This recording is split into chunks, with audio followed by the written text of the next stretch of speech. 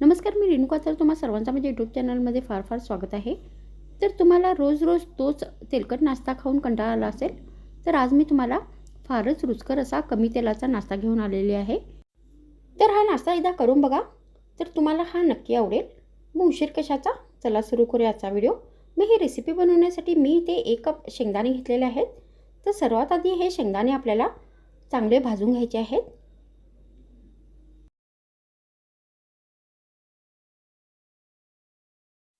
तर आता हे शेंगदाणे आपल्याला व्यवस्थित भाजून घ्यायचे आहेत. त्यानंतर आपल्याला एक मिक्सरचं भांडं घ्यायचं आहे आणि यामध्ये हे सगळे भाजलेले शेंगदाणे घालायचे आहेत.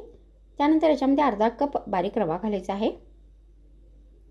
मग आपल्याला याच्यामध्ये अर्धा कप दही घालायचं आहे आणि या सगळ्या साहित्याची एकदम बारीक पेस्ट बनवून घ्यायची आहे. तर मी ते सगळ्या साहित्याची एकदम बारीक पेस्ट बनवून घेतलेली आहे. त्यानंतर ही पेस्ट आपल्याला एका बाउलमध्ये काढायची आहे.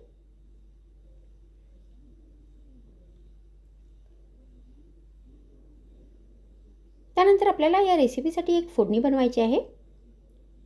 तर त्याच्यासाठी आपल्याला परत गॅसवर एक भांडे ठेवायचे आहे आणि यामध्ये 1 चमचा तेल घालायचं आहे. त्यानंतर याच्यामध्ये आपल्याला अर्धा चमचा मोहरी घालायची आहे आणि अर्धा चमचा जिरे घालायचे आहे. मग हे दोन्ही तडतडल्यानंतर आपल्याला याच्यामध्ये 8 करडईची पाने घालायची आहेत आणि ही व्यवस्थित तेलात फ्राय करून घ्यायची आहेत.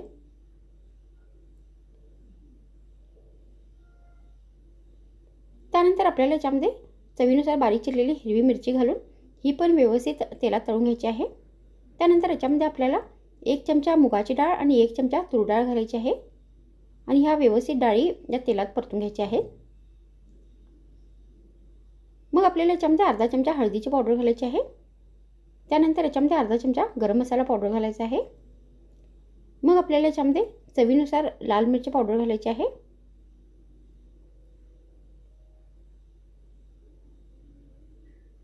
आणि परत हे सर्व साहित्य व्यवस्थित तेलात फ्राय करून घ्यायचे आहे. तर आता इथे ही फोडणी बनवून तयार झालेली आहे. तर आता ही फोडणी आपल्याला ही जी पेस्ट आहे त्यामध्ये घालायची आहे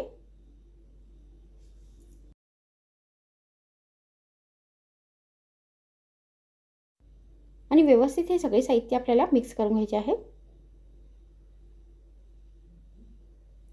त्यानंतर आपल्याला याच्यामध्ये अर्धा कप बारीक चिरलेली कोथिंबीर घालायची आहे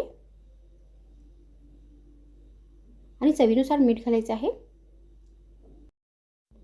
त्यानंतर हे सगळे साहित्य व्यवस्थित मिक्स करून या रेसिपीसाठी हे बॅटर बनवून घ्यायचे आहे आणि हे बॅटर आपल्याला आता 5 मिनिटापर्यंत असेच ठेवून द्यायचं आहे.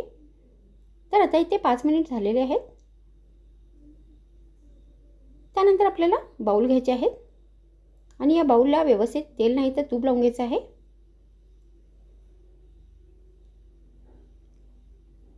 त्यानंतर आता आपल्याला हे बॅटर या बाउलमध्ये घालायचं आहे.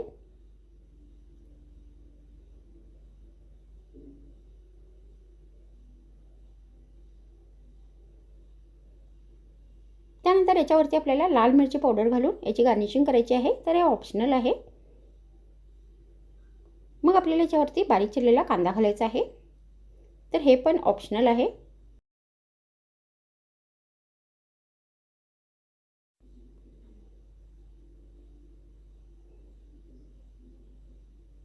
तर आता आपल्याला ही रेसिपी स्टीम करायची आहे. तर त्याच्यासाठी मी गॅसवर भांडे ठेवले आहे. तर ही रेसिपी आपल्याला आता 10 मिनिटापर्यंत स्टीम करून घ्यायची आहे.